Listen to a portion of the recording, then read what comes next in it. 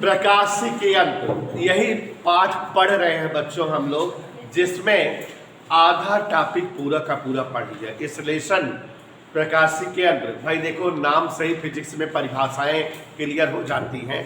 प्रकाशिकी यंत्र ऐसे समस्त उपकरण जो प्रकाश की परावर्तन और अपवर्तन घटनाओं पर बने हो, प्रकाशिकी यंत्र कहलाते हैं। फिर हमने आपको इसी लेसन में समझाया था कि प्राकृतिक और कृत्रिम दो प्रकार के प्रकाशिकी यंत्रों से हमें जो है मुलाकात करनी होगी। प्राकृतिक प्रकाशिकी यंत्र का मतलब ऐसे सभी प्रकाशिकी यंत्र जो प्रकृति में स्वतः प्राप्त हो, स्वतः मिले, जैसे मानव नेत्र में जो नेत्र लेंस होता है उसकी वजह से अपवर्तन की घटना से वस्तुओं का प्रतिबिंब दृष्टिपटल पर बनता है और हमें वस्तुएं दिखती हैं। तो हमारा नेत्र भी एक प्रकार का प्रकाशिकी यंत्र है। इसे हम आप नहीं बनाए हैं, बल्कि गॉड ने बनाया दिया हुआ है, इसलिए यह जो है प्राकृतिक प्रकाशिकी यंत्र है। और जो प्रकाशिकी यंत्र ह्यूमन मेड हो, मानव द्वारा बनाया गया हो, उसे कृत्रिम प्रकाशिकी यंत्र कहते हैं। और आपको इसी चैप्टर में पढ़ाए हुए हैं कि दो प्रकार के प्रकाशिकी यंत्रों से मुलाकात होगी कृत्रिम वाले में, एक सूक्ष्मदर्शी और एक दूरदर्शी। सूक्ष्मदर्शी मतलब माइक्रोस्कोप, ऐसे सभी प्रकाशिकी यंत्र जो अत्यंत छोटी से छोटी वस्तुओं का कई गुना बड़ा और स्पष्ट प्रतिबिंब दिखाने के काम आए, सूक्ष्मदर्शी या माइक्रोस्कोप कहलाते हैं। सरल सूक्ष्मदर्शी और यौगिक सूक्ष्मदर्शी, दो प्रकार के सूक्ष्मदर्शी का मैंने विधिवत वर्णन आपको समझाया। अब बच्चों आधा लेसन समझ लो समाप्त हो गया अगर सूक्ष्मदर्शी पढ़ा दिए। अब हम लोगों को इस लेसन में पढ़ना है दूरदर्शी। तो दूरदर्शी नाम से ही स्पष्ट है, दूर स्थित वस्तुओं का स्पष्ट और बड़ा प्रतिबिंब जिस उपकरण द्वारा प्राप्त हो वही टेलीस्कोप या दूरदर्शी कहलाते हैं। बच्चों 9-10 की क्लास में भी आपने दूरदर्शी पढ़ा हुआ है, टेलीस्कोप आपने पढ़ा हुआ है, लेकिन 9-10 की क्लास में जो आपने दूरदर्शी पढ़ा था वह दूरदर्शी जो भी था खगोलीय दूरदर्शी, मतलब ग्रहों, तारों, नक्षत्रों आदि का जो प्रतिबिंब दिखाते थे वह जो है दूरदर्शी खगोलीय दूरदर्शी थे। लेकिन वे सारे दूरदर्शी जो आपने 10th में पढ़ा था, लेंस उनमें लगे होते थे, लेंसों पर जो है कार्य करते थे। अब हम आपको इंटर में लेंस पर भी दूरदर्शी बना के दिखाएंगे और दर्पण पर भी दूरदर्शी बना के दिखाएंगे। और थोड़ा इंटर में आप जान ही रहे हो, हाई स्कूल से थोड़ा डिटेल डीपली पढ़ना पड़ता है। कोई भी प्रकाशिकी यंत्र पढ़ना होता है तो हम लोग समझ चुके हैं कि किसी भी प्रकाशिकी यंत्र का जब वर्णन करना होता है तो 2-3 चीज़ों में वर्णन करते हैं। हम पहले उस प्रकाशिकी यंत्र की रचना बताते हैं कि वो दिखने में कैसा है, कैसे उसकी संरचना, कैसा उसका जो है आकृति है। दूसरा क्रिया विधि, माने वो वस्तुओं का फोटो किस प्रकार बनाता है, कैसे फोटो जो है वस्तुओं की दिखाता है बना के। और तीसरा उस प्रकाशिकी यंत्र की आवर्धन क्षमता क्या है। और बच्चों रचना, क्रिया विधि ये आप 10th में पढ़ते थे, यहाँ थोड़ा डिटेल में पढ़ाते हैं। और आवर्धन क्षमता का 10th में केवल साधारण सूत्र पढ़ते थे, लेकिन यहाँ इंटर में बेटा चाहे सूक्ष्मदर्शी पढ़ो चाहे दूरदर्शी पढ़ो, आवर्धन क्षमता का डेरिवेशन करना होता है। और बहुत इंपॉर्टेंट भी रहता है, कभी कभी सूक्ष्मदर्शी की आवर्धन क्षमता का डेरिवेशन पूछता है एग्जाम में। और कल देखो हम पूरे पीरियड में केवल सूक्ष्मदर्शी की आवर्धन क्षमता का डेरिवेशन करा पाए थे, मतलब लंबा था, समझाने में भी टाइम लगा। और मेरा पर्पज रहता है जब तक कोई टॉपिक समझ में ना आए तब तक आगे नहीं बढ़ते हैं। तो यहाँ बच्चों सूक्ष्मदर्शी सबको समझ में आ गया है। आज से हम लोग दूरदर्शी या टेलीस्कोप पढ़ेंगे। धीरे धीरे डिस्कस करते हैं दूरदर्शी के संदर्भ में। बातें नहीं, यहाँ ध्यान दीजिए, जो बताऊंगा उसको सुनिए और समझिए। दूरदर्शी, जैसा कि आप नाम इसका सुन रहे हैं दूरदर्शी, अंग्रेजी इसकी होती बच्चों टेलीस्कोप। नाम से इसका डिस्क्रिप्शन क्लियर है, दूरदर्शी, दूर की चीजों को दिखाने वाला, मतलब दूर स्थित वस्तुओं का स्पष्ट और बड़ा प्रतिबिंब दिखाने वाला यंत्र दूरदर्शी कहलाता है। जिस प्रकाशिक यंत्र के द्वारा दूर स्थित, जैसे आसमान में तारे वगैरह हैं या ग्रह हैं, है ना, बृहस्पति ग्रह वगैरह, और भी जो उपग्रह वगैरह हैं, उन सब की फोटो हम देख सकें, ऐसे जो है यंत्र जो इतनी दूर स्थित वस्तुओं का प्रतिबिंब दिखा सकें, वही यंत्र दूरदर्शी कहलाते हैं। तो दूर स्थित वस्तुओं का स्पष्ट चमकीला प्रतिबिंब दिखाने वाले उपकरण दूरदर्शी कहलाते हैं। और बच्चों, हम लोगों को इंटर की कक्षा में 2 प्रकार के दूरदर्शी पढ़ने हैं। एक है अपवर्तक दूरदर्शी और दूसरा है परावर्तक दूरदर्शी। आपको बताना चाहूँगा कि जो है अपवर्तक दूरदर्शी मतलब 10th में आप पढ़े थे, जो अपवर्तन की घटना में काम करता था। परावर्तक दूरदर्शी मतलब जो आपने 10th में सुना भी नहीं है, इंटर में ही मिलेगा। इस बार जो 12वीं की बोर्ड परीक्षा हुई थी बेटा, तो फिजिक्स में परावर्तक दूरदर्शी का सचित्र वर्णन करने को आया था। तो आप समझ रहे हो कि इस साल अपवर्तक वाला दूरदर्शी आने की संभावना ज़्यादा है। तो बोर्ड में 5 नंबर का क्वेश्चन आया था, परावर्तक दूरदर्शी का सचित्र वर्णन करो, आवर्धन क्षमता भी प्राप्त करो। तो आप समझ रहे हो, इसी बार के पेपर में आया था, अभी 1 महीने पहले जो परीक्षा हुई थी अप्रैल में। तो अब यहाँ ध्यान दीजिएगा जरा, हम लोग जो है ये समझ गए कि दूर स्थित वस्तुओं का प्रतिबिंब दिखाने वाले यंत्र दूरदर्शी कहलाते हैं। और हमारे कोर्स में कितने प्रकार के दूरदर्शी बेटा? परावर्तक दूरदर्शी और तो हम लोग अब डिस्कस करेंगे परावर्तक दूरदर्शी क्या है और अपवर्तक दूरदर्शी। पहले बच्चों अपवर्तक दूरदर्शी पढ़ा जाएगा और फिर उसके बाद परावर्तक दूरदर्शी। अपवर्तक दूरदर्शी को एक और नाम से लोग कहते हैं अपवर्तनी दूरदर्शी भी कहते हैं। कौन सा दूरदर्शी उन्हें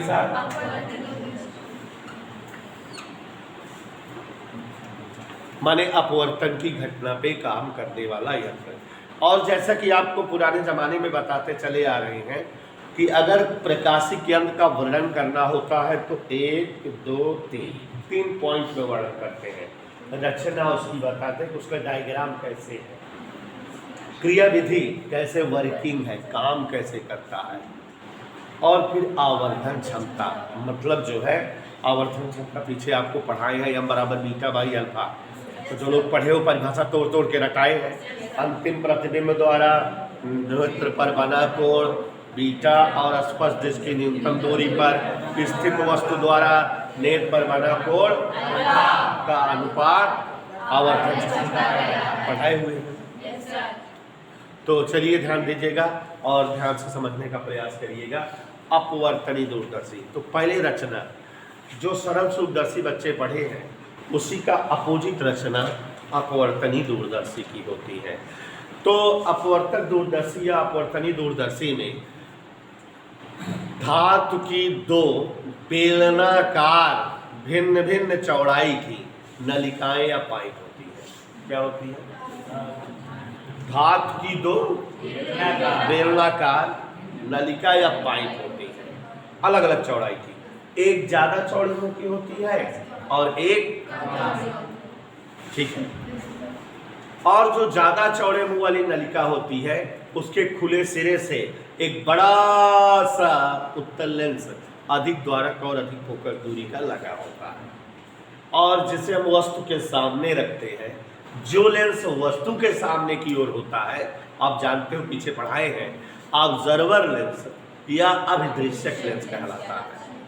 और जो कम चौड़े मुंह वाली बेलनाकार नलिका होती है जिसे हम आगे पीछे चला भी सकते हैं, अंदर बाहर कर सकते हैं, उसके खुले सिरे से छोटे द्वारक और छोटे फोकस दूरी का उत्तल लेंस लगा होता है। और ये उत्तल लेंस आंख के सामने रखते हैं, इसलिए इस लेंस को अभिनेत्रक लेंस या नेत्रिका कहते हैं। मतलब रचना कुछ इस तरह से हुई। शिवम गुप्ता, अपवर्तक दूरदर्शी में एक चौड़े मुंह की बेलनाकार नलिका होती है। दिखा, सबको दिख रही है कि नहीं? Yes sir. चौड़े मुंह की एक बेलनाकार नलिका होती है, ये ऐसे, जिसके खुले सिरे से अधिक द्वारक और अधिक फोकस दूरी का एक उत्तल लेंस लगा होता है। जिस वस्तु को देखना होता है उस वस्तु की ओर यही लेंस करते हैं, और चूंकि यह लेंस वस्तु के सामने रखा रहता है या वस्तु के सामने होता है, इसलिए इस लेंस को अविदृश्यक ऑब्जर्वर लेंस कहते हैं।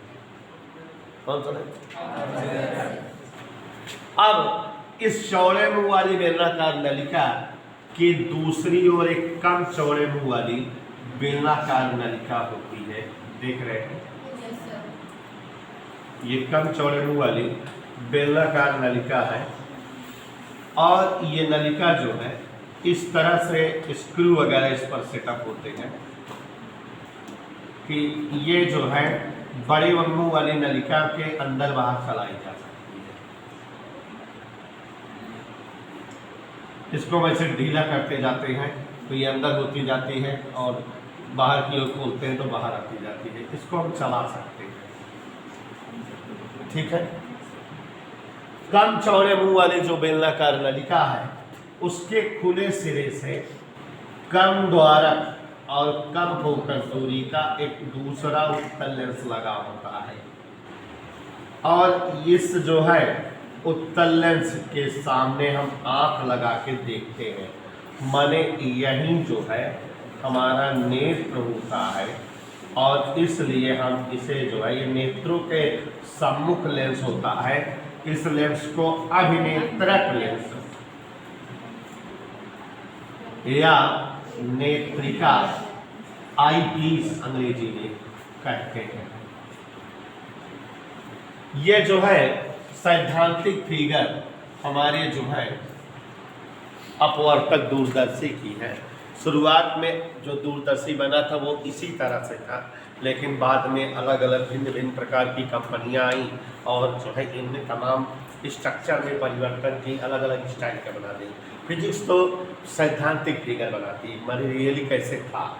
तो ये यही होता है हमारा जो है दूरबीनवा या टेलीस्कोप हुआ, और इधर ऐसे अखियाँ लगा के बरखई वस्तु दिखा है ना, ऐसे आँख लगा के ऐसे स्टैंड पे ऐसे रख दी जाता, तो ऐसे लगा के देखते हैं, है ना।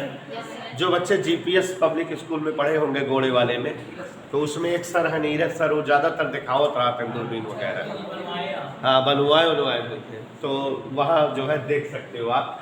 तो एक बार जो है हम सुशीलता से पूछ करके इसको फिर से समझा दें। तो ध्यान देना बेटा, दूरदर्शी एक ऐसा प्रकाशिक यंत्र जिसके द्वारा दूर स्थित वस्तुओं का स्पष्ट, चमकीला और बड़ा प्रतिबिंब प्राप्त किया जाए, दूरदर्शी कहलाता है। दूरदर्शी कितने प्रकार के होते हैं?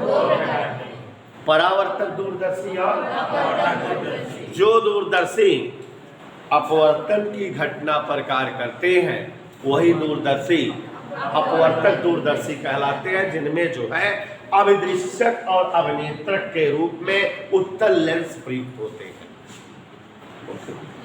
ऐसे समस्त दूरदर्शी जो परावर्तन की घटना पर काम करते हैं परावर्तक दूरदर्शी कहलाते हैं, जिनमें अवतल दर्पण का इस्तेमाल होता है अभिदृश्यक के रूप में। उसको हम आगे पढ़ेंगे, थोड़ा थोड़ा पढ़ेंगे। तो अब जो है अपवर्तक दूरदर्शी, तो पहले रचना बताने का प्रयास किए हैं अनुज मौर्य जी, देखो जरा। अपवर्तक दूरदर्शी यह एक ऐसा दूरदर्शी होता है जो अपवर्तन की घटना पर काम करता है, जिनमें अभिदृश्यक और अभिनेत्रक के रूप में उत्तल लेंस शामिल होता है। तो रचना कैसे फिगर होती है? इसमें दो अलग अलग चौड़ाई वाली बेलनाकार नलिकाएं होती हैं।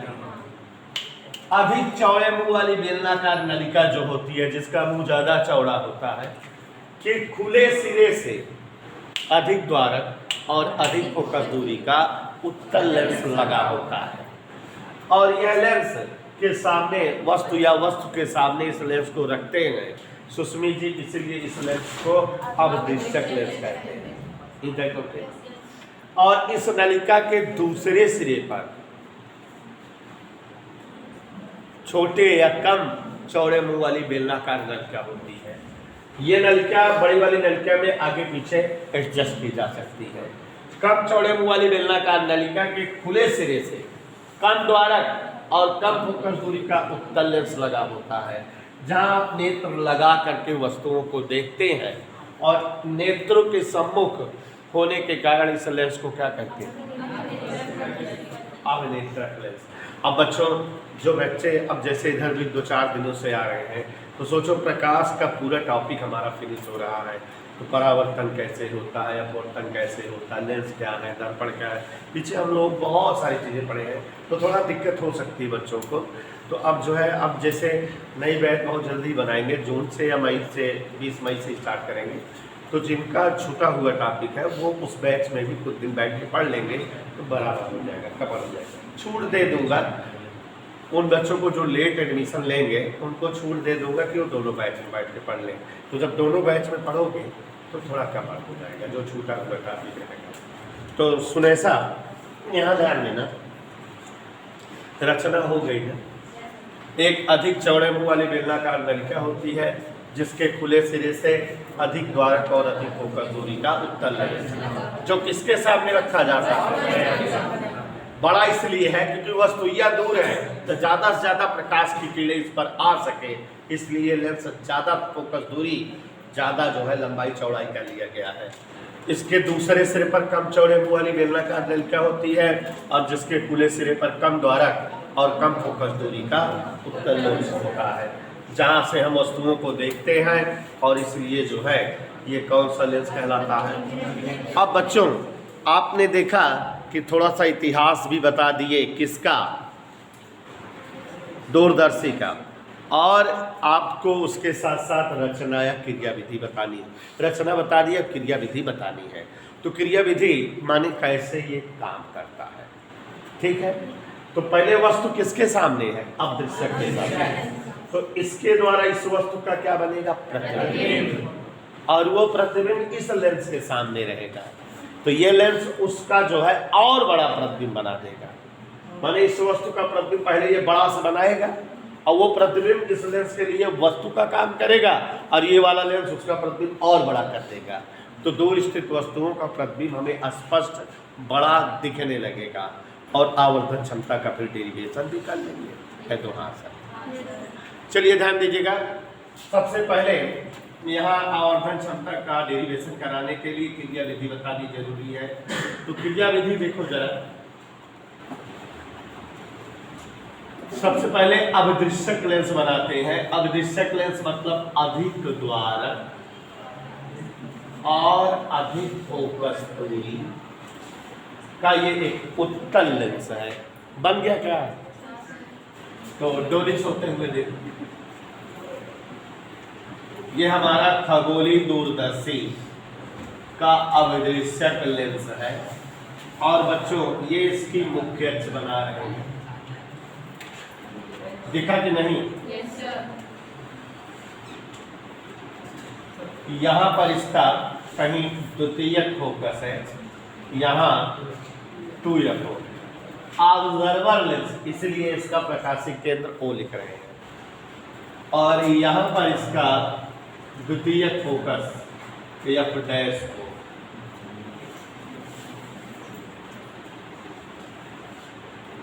हो जाओ, समझ है? तो ये खगोलीय दूरदर्शी का अभिदृश्यक लेंस है बच्चों।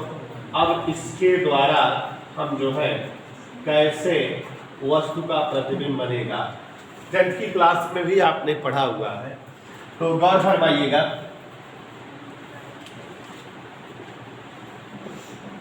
ध्यान से देखिए, चूंकि हमको खगोलीय दूरदर्शी के द्वारा बहुत दूर स्थित वस्तुओं को देखना है, माने हुए वस्तुएं कहाँ हैं? अनंत। साइंस की भाषा में जो वस्तुएं दूर है वो कहाँ है?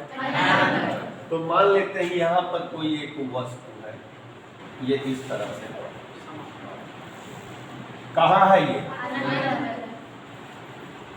ए बी, और हम दूरदर्शी को फोकस किए अच्छी वस्तु के साथ लगा दिए, तो अब दृश्यकवा किसके सामने हुआ होगा? वस्तु के। तो यहाँ से किरणें इस वस्तु से टकरा के थोक के भाव में लेंस पर आपतित होना शुरू हुई। तो ये किरणें ऐसे आपतित हुई, बहुत सारी किरणें, बहुत सारी किरणें कहाँ आपतित हुई? लेंस पर, वस्तु से। वस्तु कहाँ है? इन किरणों का लेंस के द्वारा अपवर्तन होगा, और अपवर्तन के पश्चात प्रकाशिक किरण से जाने वाली किरण ऐसे चली जाएगी, और ये इस तरह से चली जाएगी। कहीं कोई दिक्कत? दोनों किरणें कहीं कट जाएंगी, जहां कटेगी वहीं क्या बनेगा? प्रतिबिंब बन गया, वस्तु से बड़ा बन गया कि नहीं? ये इस तरह से प्रतिबिंब ए डैश बी डैश बना, और आपको बताना चाहूंगा कि ये प्रतिबिंब लेंस के कहां पर बना होगा? द्वितीय फोकस पर। क्योंकि आपको पीछे हमने पढ़ाया हुआ है, अनंत में स्थित वस्तुओं का प्रतिबिंब वस्तु के फोकस पर बनता है। तो ये अनंत में स्थित वस्तु है, उसका प्रतिबिंब इस फोकस बिंदु पर बना हुआ है। समझ आया बात? एक बार फिर से फोटो समझा दे, मेरा बड़ा मन है समझा दे। ये कोई वस्तु है, कहाँ हुए है? इस वस्तु की ओर दूरदर्शी के अवदृश्यक को एडजस्ट किए, वस्तु से थोक के भाव में किरणें आपतित हुई, किस पर? अवदृश्यक लेंस पर, और अपवर्तन के पश्चात उनका प्रतिबिंब ए डैश बी डैश वस्तु का वस्तु से बड़ा उल्टा वास्तविक प्रतिबिंब अवदृश्यक लेंस के द्वितीय फोकस पर ए डैश बी डैश बन गया। किसके फोकस पर बना? अवदृश्यक लेंस के द्वितीय फोकस पर। यहाँ ये अवदृश्यक लेंस है, अवदृश्यक लेंस के प्रकाशिक केंद्र से फोकस तक की दूरी फोकस दूरी कहलाती है। लेकिन यही अवदृश्यक लेंस से प्रतिबिंब की दूरी भी है कि नहीं? वीओ भी यही है, एफओ भी यही है। क्यों? क्योंकि लेंस से प्रतिबिंब जहां बना है वहीं लेंस का फोकस भी है। तो लेंस के प्रकाशिक केंद्र से फोकस तक की दूरी फोकस दूरी, और प्रकाशिक केंद्र से प्रतिबिंब तक की दूरी वी से डिनोट होती है, यहाँ वीओ। और अब ये जो प्रतिबिंब बना है बेटा, ये जो है दूसरे वाले लेंस के सामने रहेगा और वस्तु का काम करेगा। और हमने अभी बताया था कि पाइप को हम आगे पीछे कर सकते हैं। तो इस प्रतिबिंब को हम एडजस्ट करते हैं कि ये अभिनेत्रक लेंस के बहुत नजदीक आ जाए, माने अवदृश्यक लेंस के प्रकाशिक केंद्र और प्रथम फोकस के बीच समायोजित करें उसको। ये तरह से समझ में आया? अब अभी एक लेंस और बनाना है। कौन सा लेंस है वो? अभिनेत्रक। चलो देखते हैं।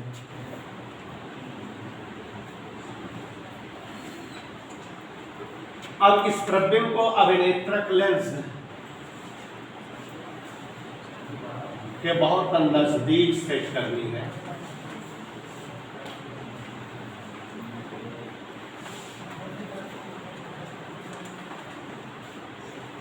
देखा अभिनेत्रक लेंस? उससे छोटा है कि नहीं? लग नहीं रहा है? बड़ा लग रहा है? वो बड़ा लग रहा है? ये यहाँ है और ये और थोड़ा ऊपर है, वो भी मूड़ी उसके ऊपर है ऐसे, और मूड़ी उसके नीचे है। कहाँ बड़ा लग रहा है तुम लोगों को? पतला है तो बड़ा लग रहा है। बड़ा कैसे लग रहा है? साथ साथ देखो आप फिर से, ये जो वस्तु है इस लेंस के पहले बनी है कि नहीं? और लेंस इसके वस्तु के सीध में हम लेंस बनाए गंदे।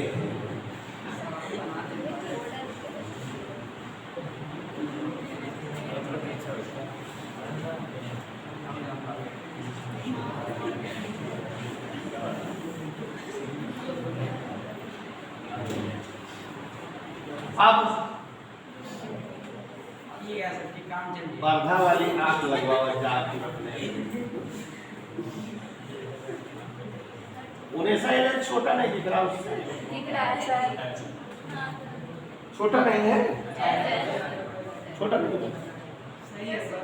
थोड़ा छोटा रहा है तो ये अभिनेत्रक लेंस है। यहाँ गौर फरमाइएगा, ये अभिनेत्रक लेंस है। यहाँ इसका जो है द्वितीयक फोकस एफ डैश ई, यहाँ इसका प्रथम फोकस एफ ई।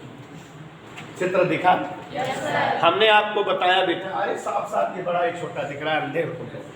देखो जरा गौर से, अविदिश्यक लेंस द्वारा अनंत में स्थित वस्तु का प्रतिबिंब उल्टा वस्तु से बड़ा और जो है वास्तविक ए डैश बी डैश बना है, जिसे हम अभिनेत्रक लेंस के प्रकाशिक केंद्र और प्रथम फोकस के बीच में समायोजित करते बहुत नजदीक। और जब ये जो है इसके प्रकाशिक केंद्र और प्रथम फोकस के बीच में आ गया तो एक किरण कहाँ से चलती होगी?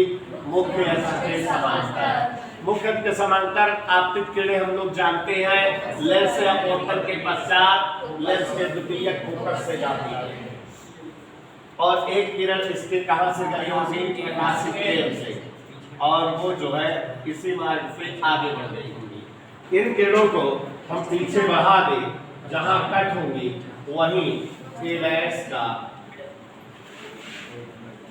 ए डैश बी डैश का उल्टा सीधा आभासी और उससे बड़ा प्रतिबिंब बन जाएगा।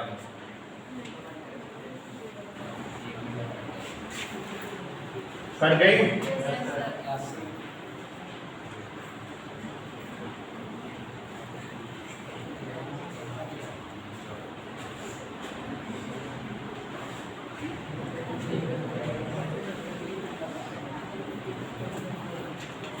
इधर क्लियर? यह प्रतिबिंब इसके बाहर भी है, इसके अंदर भी, कहीं भी बन सकता है, इसकी कंडीशन नहीं क्लियर है।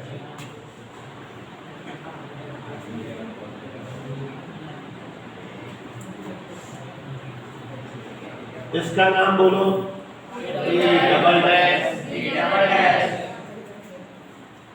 और बच्चों ये क्रिया विधि हो गई। तो एक बार हम फिर से समझा दे रहे हैं, जिस वस्तु को अपवर्तक दूरदर्शी द्वारा देखना होता है उस वस्तु के सामने हम अपना अभिदिश्यक लेंस करते हैं। तो यहाँ जैसे ये वस्तु ए बी है, इस वस्तु से थोक के भाव में किरणें आपतित होती हैं अभिदिश्यक लेंस पर। अपवर्तन के पश्चात इनका प्रतिबिंब ए डैश बी डैश वस्तु से देखो बड़ा दिख रहा है, उल्टा वास्तविक दिख रहा है, और ये प्रतिबिंब देखो जी कहाँ बनता है? इस वाले लेंस के द्वितीयक फोकस पर। और यहाँ लेंस से प्रतिबिंब की दूरी बीओ और फोकस दूरी एफओ दोनों सेम है। अब बच्चों उसके बाद प्रतिबिंब ए डैश बी डैश को अभिनेत्रक लेंस के बहुत नजदीक प्रकाशिक केंद्र और प्रथम फोकस के बीच में एडजस्ट करते हैं। एक किरण मुख्य अक्ष के समांतर चली और अभिनेत्रक लेंस के द्वितीयक फोकस से गई, और एक किरण प्रकाशिक केंद्र से चली। दोनों किरणें पीछे बढ़ाए जाने पर ए डैश बी डैश प्रतिबिंब बना, A double dash B double dash प्रतिबिंब बनाती है। यहाँ थोड़ा सा और ध्यान दीजिएगा, ये कौन सा लेंस है बेटा? अभिनेत्रक। कल वाला जो चित्र बनाए थे संयुक्त सूक्ष्मदर्शी वाला, उसी तरह से तो है, बस फर्क है कि उसमें ये वाला लेंस छोटा था, उधर वाला बड़ा था। इसमें ये बड़ा है, वो छोटा है। और यहाँ पर देखो जरा गौर से, ये अभिनेत्रक लेंस है और उसके सामने ये वस्तु रखी है, तो ये अभिनेत्रक लेंस से किसकी दूरी है? वस्तु से, और इसको हम यू सफिक्स ई। और अभिनेत्रक लेंस से ये यहाँ तक किसकी दूरी है बेटा? फोकस, तो ये सफिक्स ई। और अभिनेत्रक लेंस से प्रतिबिंब की दूरी, जैसा कि आप 10th की क्लास में पढ़े हो, प्रतिबिंब को V से डिनोट करते हैं, ये VE माने E for eye lens. Eye lens के लिए प्रतिबिंब की दूरी, आई लेंस के लिए वस्तु दूरी, आई लेंस के लिए फोकस दूरी। चित्र दिखाई दे रहा है कि नहीं सबको? लेंस से वस्तु की दूरी, लेंस से प्रतिबिंब की दूरी, लेंस से फोकस, UE VE FE सब बन गया है। और ये जो A double dash B double dash प्रतिबिंब होता है, यहाँ पर आप नेत्र अपना बना लें और नेत्र के थ्रू आप वस्तु को देख लो। तो ये फोटो की आंख बना दिए हैं और अकेला टाइप किया।